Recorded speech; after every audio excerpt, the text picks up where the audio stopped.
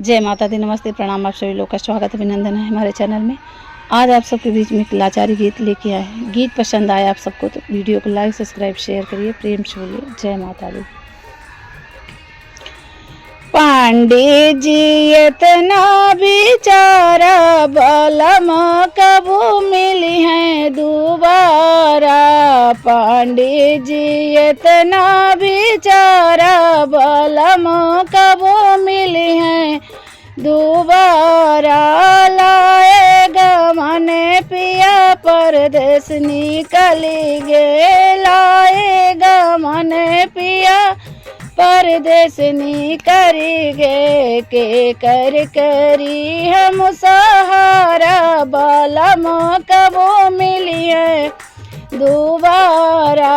के कर करी हम सहारा बलम कबो मिली है दोबारा। पंडित जी इतना बिचारा बलम कबो मिली है दोबारा।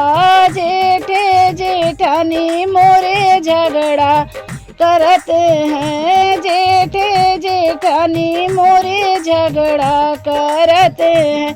कैसे करी हम गुजारा बलम कबो मिली है दोबारा। कैसे करी हम गुजारा बलम कबो मिली है दोबारा। पंडित जी इतना बिचारा बलम कबो मिली है दोबारा।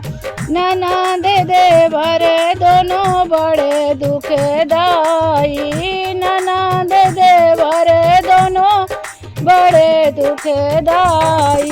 कैसे करी हम गुजारा बलम कबो मिली है दोबारा। कैसे करी हम गुजारा बलम कबो मिली है दोबारा। पंडित जी इतना बिचारा बलम कबो मिली है दोबारा।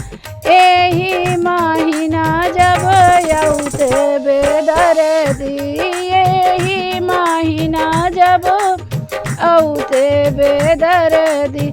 हमका मिलत सहारा बलम कबो मिली है दोबारा।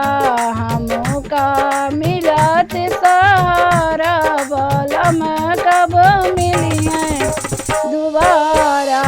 पंडित जी इतना बिचारा बलम कबो